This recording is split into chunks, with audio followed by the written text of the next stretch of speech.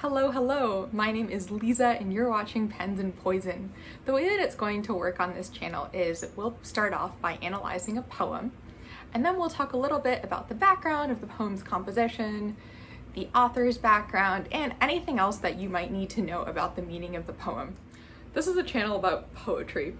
So although there's not one objective way to analyze literature, I hope that my analysis can give you a little bit of insight on the specific poem and help you learn more about poetry, poets, and literature in general. Today we're going to be analyzing Ezra Pound's In the Station of a Metro. So Ezra Pound was born in 1885, somewhere in the middle of Idaho. He was an American poet, and he was one of the forerunners of American modernism in poetry. He was educated at the University of Pennsylvania, and perhaps because of his grades later transferred to Hamilton College. There he met H.D., otherwise known as Hilda Doolittle, with whom he founded the School of Imagism. What is Imagism?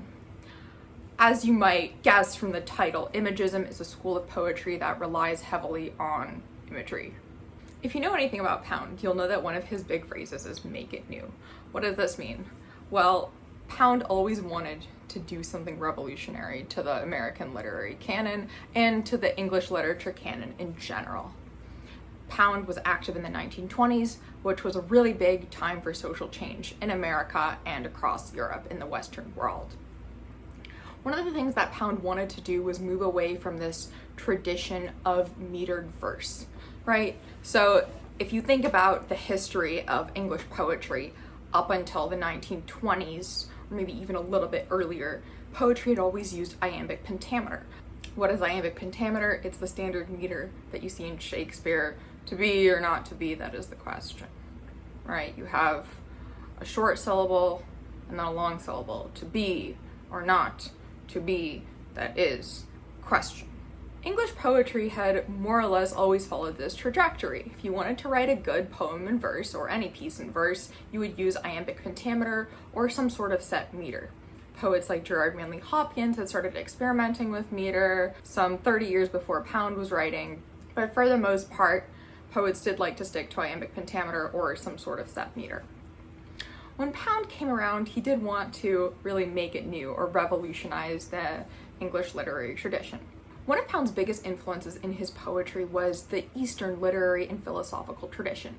This is really significant because before Pound, nobody had really considered looking to the East to find poetic inspiration. Pound was able to translate from Japanese and Chinese and spent a lot of time translating Japanese and Chinese texts. Some of his earlier poems are direct translations of Japanese haikus or Chinese poems. You can even find a lot of Chinese characters in Pound's later magnum opus, the cantos. In the Station of a Metro is perhaps then an attempt at inaugurating this tradition of imagism by invoking Chinese and Japanese mythology. Imagism, as I said before, relies really heavily on the presence of mental images. So as we read one of Pound's poems, we're invited to consider whatever images come to mind. So what does that mean for this poem, In a Station of the Metro? Well, for one thing, notice how there's no verb present in the poem. You can almost read this poem as a sort of haiku, and many scholars actually consider this to be the first haiku in the English language. It somewhat resembles the haikus that were being written in the Japanese language at the time. The first defining characteristic of the poem is that it only contains 14 words. Pound had actually originally conceived this poem to be a 30-line poem, and he was able to cut those 30 lines down to just 14 words. This exemplifies the power of Pound's absolute genius. Pound was able to take a 30-line poem and condense it to just 14 words, which is absolutely crazy if you think about it. Pound actually did a similar thing to one of my favorite poems, T.S. Eliot's The Wasteland, which I think is pretty cool because the poem is really, really long to begin with. But if you think about it, it was even longer before Pound touched it, and Eliot actually dedicated The Wasteland to Ezra Pound because Ezra Pound really crafted it into what it is today. So what do we think of when we read this poem? We think of faces in a crowded subway station. We think of flowers in a meadow, petals on a wet black bough. What does that mean? This dynamic highlights the impersonality of the faces in the subway station, because if you think of flowers strewn throughout a meadow, you might think, oh, they all look exactly the same, right?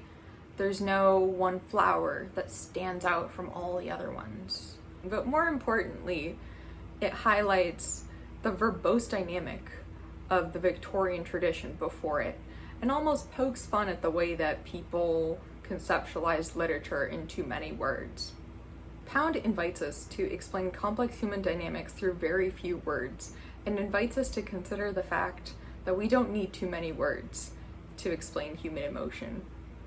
We just need a powerful image. I hope you guys enjoyed this video. I'll be reading Ezra Pound's In the Station of a Metro in just a moment.